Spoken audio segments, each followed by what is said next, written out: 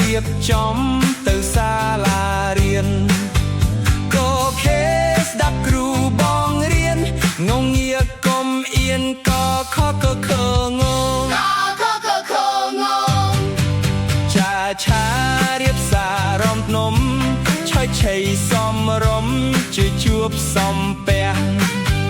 ឈើឈប់ធ្វើអ្វីផ្ដេសផ្ដាស់ញញឹមគុំខ្មាស់ចាឆោជើឈើញយ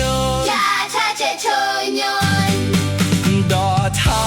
នឹងណាពុកម៉ែត្រេកអរឃើញអរឃើញកូនទៅរៀនតថាតាមដំបូនមែនសង្វាតសូទៅរៀនតថតធននបផបភើនឹង